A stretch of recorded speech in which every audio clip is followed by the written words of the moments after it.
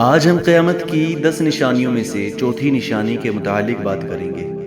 وہ نشانی جس میں چرواہے بڑی بڑی عمارتیں بنائیں گے۔ اب کیا اسلام ہمیں بڑی بڑی عمارتیں بنانے سے روکتا ہے؟ کیا بڑی بڑی عمارتیں بنانا واقعی قیامت کی نشانیوں میں سے ہے؟ تو آئیے جانتے ہیں۔ بسم اللہ الرحمن الرحیم۔ حضرات، ذرا اپنی آنکھیں بند کیجئے اور اپنے آپ کو 1400 سال پہلے عرب کے ایک بے آب و گیا صحرا میں لے جائیں، جہاں میلوں تک نہ کوئی بلند عمارت ہے، نہ کوئی محل، نہ کوئی شاہی شہر، صرف ریت، تیز ہوا اور بکریاں چراتا ہوا ایک غریب چرواہا۔ اس کے پاؤں میں جوتے نہیں، کپڑوں پر پیبند ہیں، کئی دن پیٹ بھر کر کھانا بھی نصیب نہیں ہوتا۔ اگر اسی وقت کوئی اس سے کہتا کہ ایک دن تم جیسے چرواہے دنیا کی بلند ترین عمارتیں بنانے میں ایک دوسرے سے مقابلہ کریں گے تو شاید وہ اسے دیوانہ سمجھتا، لیکن یہ کسی انسان کا اندازہ نہیں تھا، یہ محمد عربی صلی اللہ علیہ وسلم کی خبر تھی، اور آپ صلی اللہ علیہ وسلم کی ہر خبر سچی تھی، کیونکہ اللہ تبارک و تعالیٰ فرماتے ہیں وَمَا يَنطِقُ عَنِ الْهَوَىٰ إِنْ هُوَ إِلَّا وَحْيٌ يُوحَىٰ، یعنی وہ اپنی خواہش سے کوئی بات نہیں کہتے، یہ تو صرف وحی ہے جو ان کی طرف نازل کی جاتی ہے۔ حضرات، ایک دن صحابہ اکرام رضوان اللہ علیہم اجمعین رسول اللہ صلی اللہ علیہ وسلم کی خدمت میں بیٹھے تھے کہ اچانک ایک اجنبی شخص آیا۔ حضرت عمر رضی اللہ تعالیٰ عنہ فرماتے ہیں بینما نحن جلوس عند رسول اللہ صلی اللہ علیہ وسلم، یعنی ہم رسول اللہ صلی اللہ علیہ وسلم کے پاس بیٹھے تھے کہ اچانک ایک شخص آیا جس کے کپڑے انتہائی سفید اور بال انتہائی سیاہ تھے۔ نہ اس پر سفر کا اثر تھا، نہ ہم میں سے کوئی اسے پہچانتا تھا۔ اس نے رسول اللہ صلی اللہ علیہ وسلم سے اسلام کے بارے میں پوچھا، پھر ایمان کے بارے میں پوچھا، پھر احسان کے بارے میں پوچھا، اور آخر میں عرض کیا یا رسول اللہ، قیامت کی نشانیاں کیا ہیں؟ تو رسول اللہ صلی اللہ علیہ وسلم نے ان کو جواب دیا، تم دیکھو گے کہ ننگے پاؤں برہنہ بدن تنگ دست بکریاں چرانے والے لوگ عمارتیں بلند کرنے میں ایک دوسرے سے مقابلہ کریں گے۔ ذرا اس حدیث پر غور کیجئے۔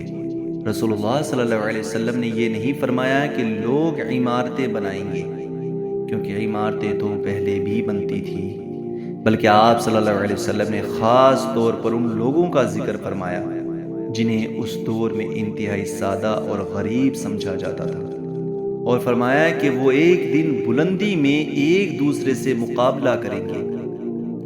لیکن اب یہاں ایک بہت اہم سوال پیدا ہوتا ہے کہ کیا اسلام اونچی عمارتیں بنانے سے منع کرتا ہے، یا اس حدیث کا کچھ اور مطلب ہے؟ یہی وہ سوال ہے جس کا جواب اکثر لوگ غلط سمجھتے ہیں۔ میرے عزیزو، اس حدیث کو سننے کے بعد ایک سوال ہر ذہن میں پیدا ہوتا ہے، کیا اسلام ترقی کے خلاف ہے؟ کیا اسلام اونچی عمارتیں بنانے سے روکتا ہے؟ ہرگز نہیں۔ اگر اونچی عمارتیں بنانا بذات خود گناہ ہوتا تو حضرت سلیمان علیہ السلام اللہ تبارک و تعالیٰ کے حکم سے عظیم الشان عمارتیں کیوں تعمیر کرواتے؟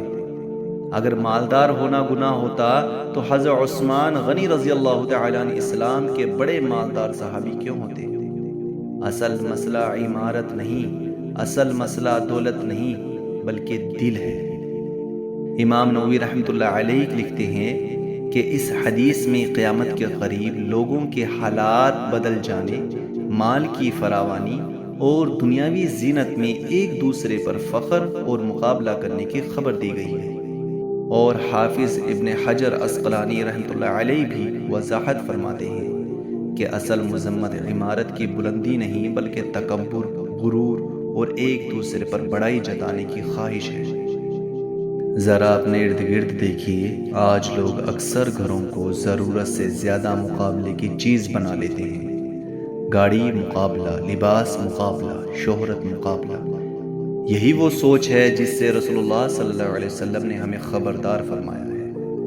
قرآن کریم میں اللہ تبارک و تعالیٰ ارشاد فرماتے ہیں الہاکم التکاثر حتی زرتم المقابر، یعنی زیادہ سے زیادہ حاصل کرنے کی دوڑ نے تمہیں غفلت میں ڈال دیا، یہاں تک کہ تم قبروں تک جا پہنچے۔